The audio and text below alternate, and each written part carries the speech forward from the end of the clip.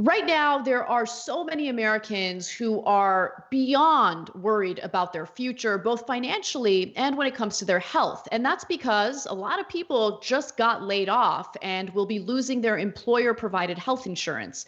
And so, unsurprisingly, we're seeing a significant increase of voters who feel that Medicare for all is the right solution to this problem. And those results are definitely shown in this recent Morning Consult poll. They found that 55% of voters support Medicare for all, and that's the highest level since June of 2019, when 54% backed the plan.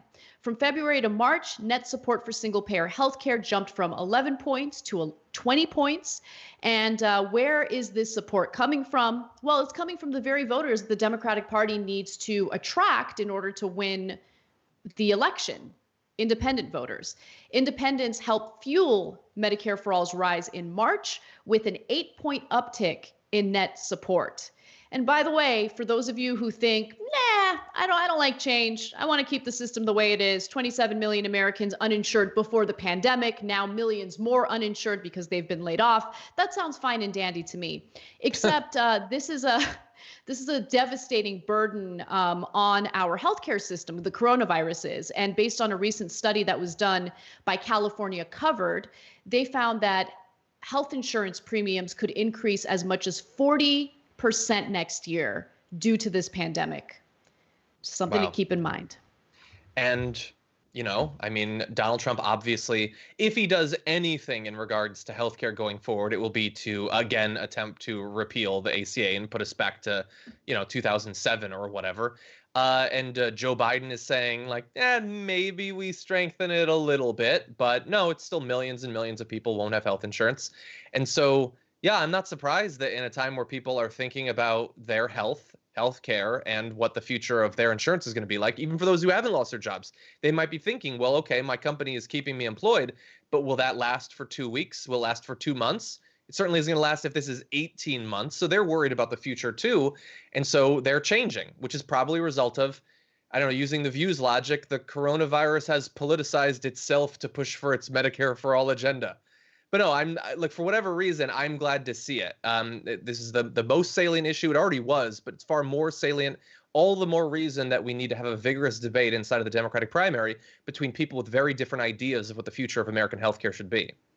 Exactly. So right now, the ball is in the Democratic establishment's court. They have more and more evidence indicating that the very voters that they need to attract in order to win re-election and defeat Donald Trump want Medicare for all. So the question is, are they going to help Donald Trump win his reelection by ignoring the desires of American voters? That's my question to the Democratic establishment. I would like Nancy Pelosi to answer that question.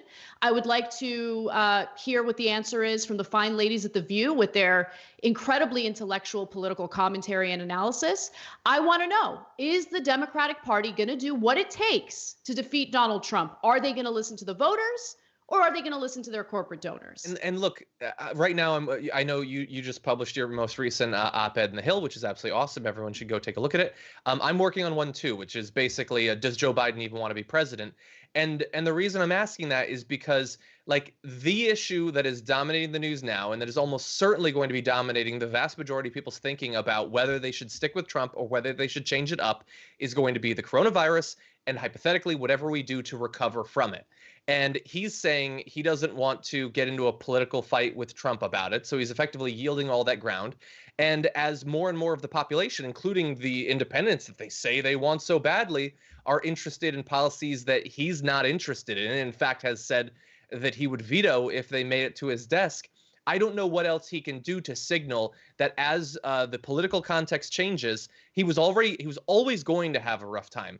But now it's looking like he's going to effectively do nothing to adapt to the way that things are changing. And if you are a Biden supporter, or if you just hate Trump and want to see him replaced, this should be terrifying you on a daily basis, how much ground he's ceded to Donald Trump already. Thanks for watching The Young Turks. Really appreciate it. Another way to show support is through YouTube memberships. You'll get to interact with us more. There's live chat emojis, badges. You've got emojis of me, Anna, John, JR. So those are super fun. But you also get playback of our exclusive member-only shows and specials right after they air. So all of that All you gotta do is click that join button right underneath the video. Thank you.